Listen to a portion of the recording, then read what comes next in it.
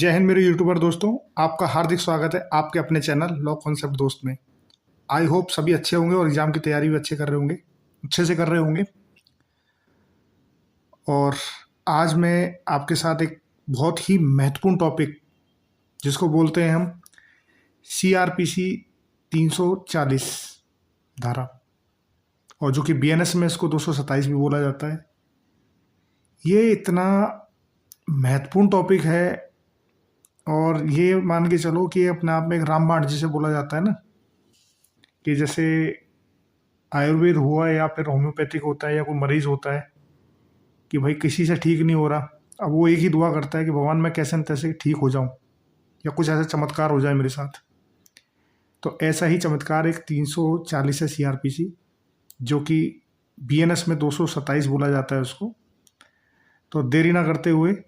तो इसके बारे में मैं आपसे डिस्कस करता हूँ और आपको उसके बारे में एक्सप्लेन करूँगा कि जो CRPC एक्ट 340 है बहुत ही ज़बरदस्त, जिसे कहते हैं कि एक संजीवनी रामबाण है। इसका जो यूज होता है वो कुछ कंडीशनों में होता है। वो कहते हैं ना कि सब सारी उम्मीदें हार जाता है जब सामने वाला पर्सन, जब उसको कहीं रास्ता नहीं दिखता तो उसको ये रास्ता दिखाता है। तो जैसा कि आपने देखा होगा कि आज के टाइम में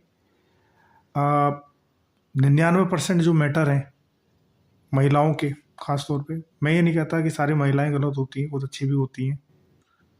पर कुछ ऐसी भी हैं कि वास्तव में जिनकी दिक्कत भी है, मजबूरी भी है, पर कुछ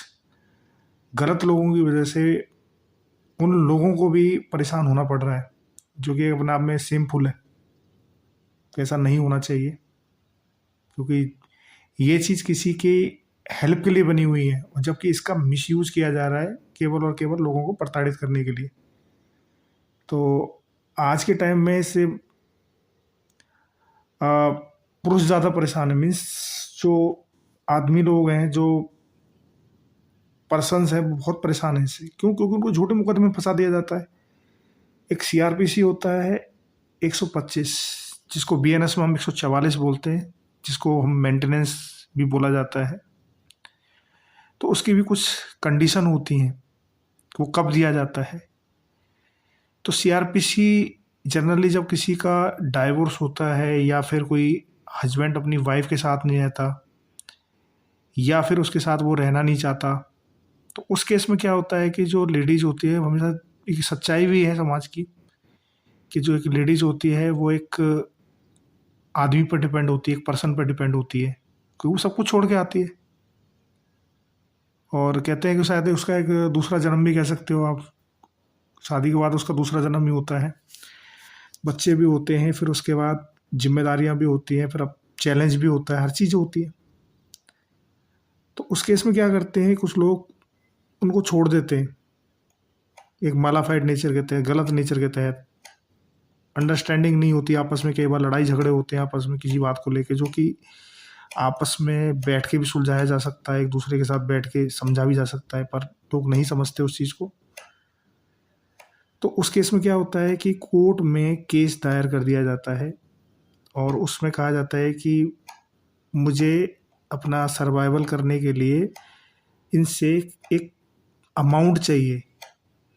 जो बच्चों को भी पढ़ाना है, जिसमें मुझे खुद को भी मेंटेन रखना है, तो जो कि CRPC 125 के तहत मिलता है। तो उसके तहत क्या होता है कि उसको, कई लोगों को क्या होता है ज़रूरत भी होती है, कई को ज़रूरत नहीं भी होती, और कुछ लोग क्या करते हैं उस 125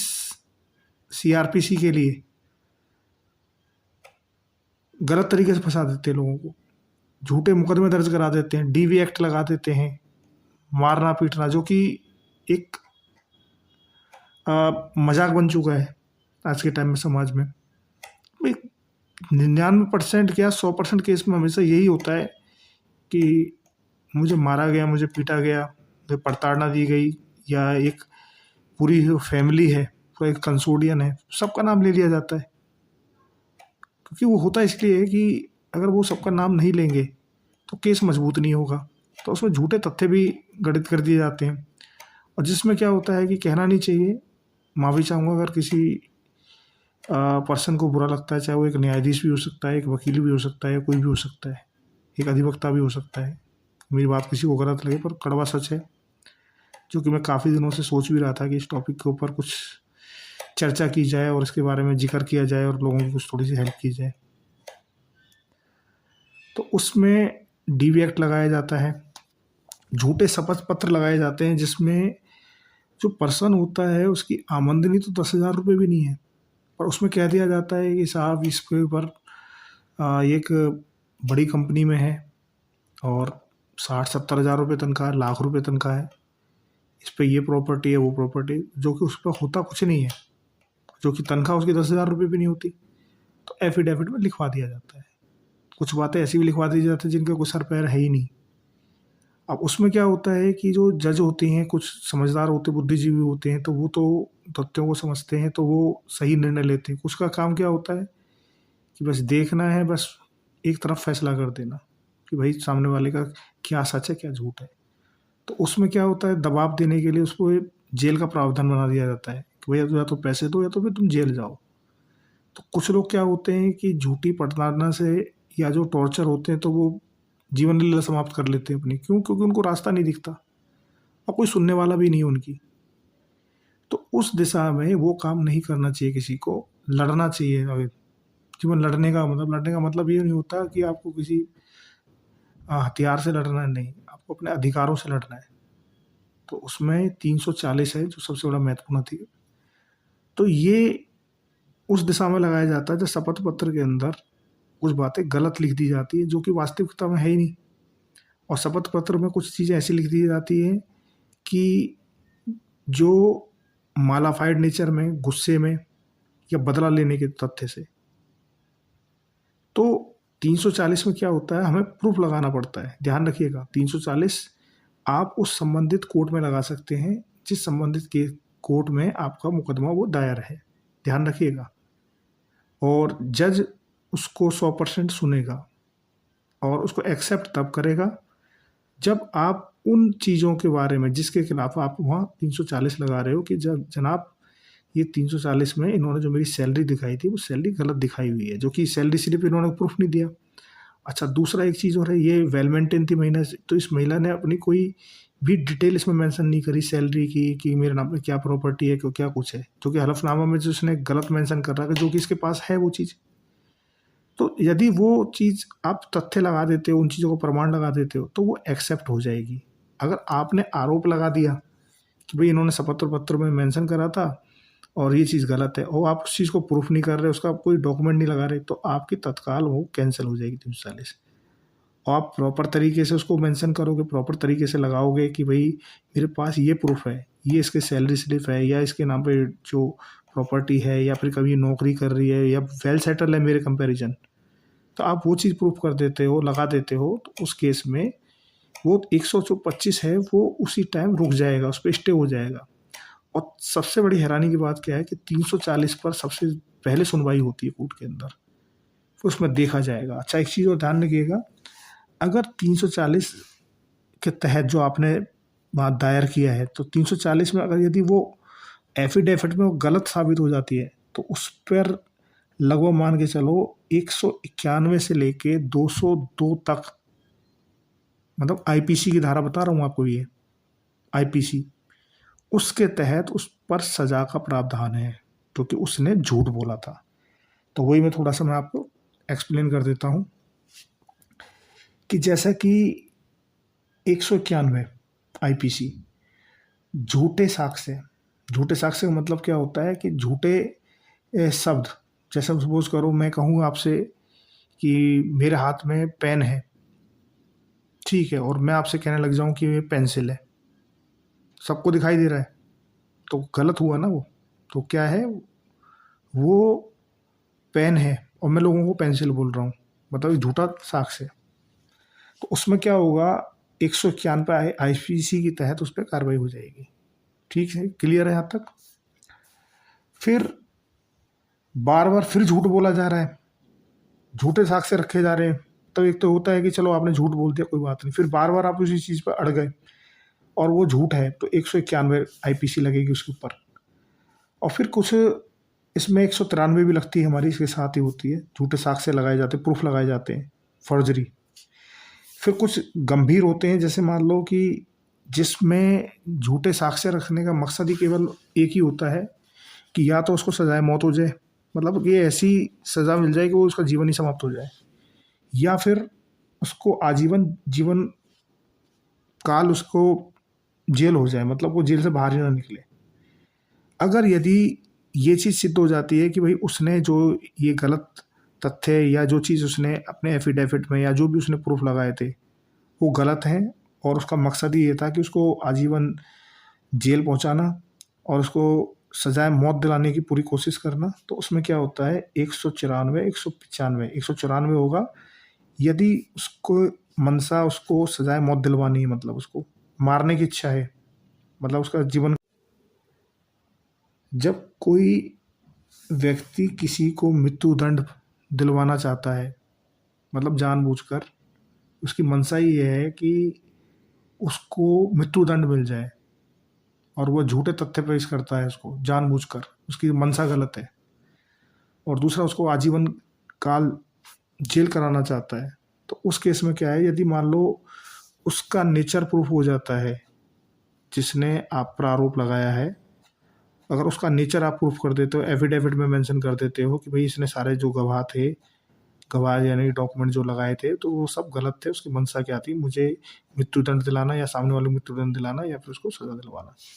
तो उस केस में क्या होगा, उस पर 194 195 के तहत सख्त कार्रवाई हुई, क्योंकि गंभीर अपराध है ये। फिर उस साक्ष्य को सिद्ध करने के लिए झूठे गवाह तैयार करना, वो लालच दे के या कुछ भी इस तरीके से कि भाई मैं तुम्हें लाख रुपए दे दूंगा या फिर तुम्हें ये चीज़ दे दूंगा या फेवर कर दूंगा, तो उस केस में भी